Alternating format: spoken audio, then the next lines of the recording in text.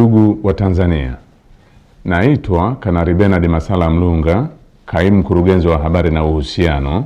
Jeshi la Ulinzi la Wananchi wa Tanzania. Jeshi la Ulinzi la Wananchi wa Tanzania lina utaarifu umma wa Watanzania kuwa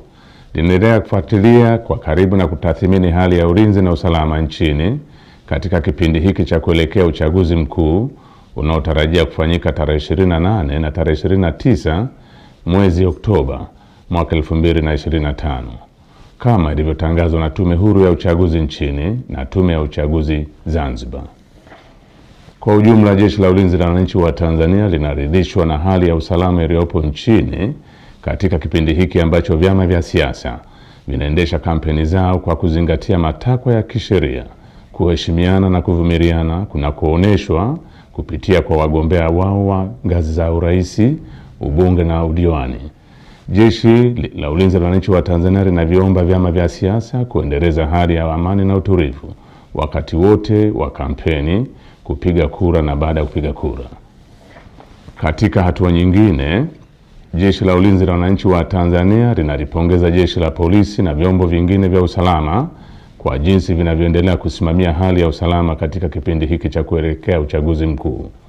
Aidha, jeshi linawapongeza wananchi kwa kuendelea kutumia haki yao ya msingi ya kushiriki kwa amani na utulivu katika kusikiliza sera za vyama mbalimbali kupitia mikutano ya hadhara inayoendelea kufanywa na vyama vinavyoshiriki uchaguzi mkuu kwa ngazi mbalimbali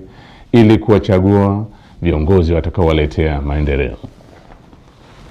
Pamoja na hali ya amani na utulivu iliyopo, bado kumeendelea kujitokeza baadhi ya watu wanaojiita wanaharakati kutoka ndani na nje ya nchi kutumia mitandao ya kijamii kupotosha umma kwa kuweka maudhui yenye kuleta uchochezi kwa kulihusisha Jeshi la Ulinzi la Wananchi wa Tanzania na siasa ili kutimiza azma yao ya uvunjifu wa amani. Jeshi la Ulinzi la Wananchi wa Tanzania linaomba umma wa Tanzania kupuuza machapisho au taarifa ambazo zimekuwa zikionekana kwenye mitandao ya kijamii. Wananchi wanakumbushwa kuwa taarifa zote zinazorihusu Jeshi la Ulinzi la Wananchi wa Tanzania zitatolewa na makao makuu ya jeshi kwa utaratibu rasmi na mawasiliano ya Jeshi la Ulinzi la Wananchi wa Tanzania na umma.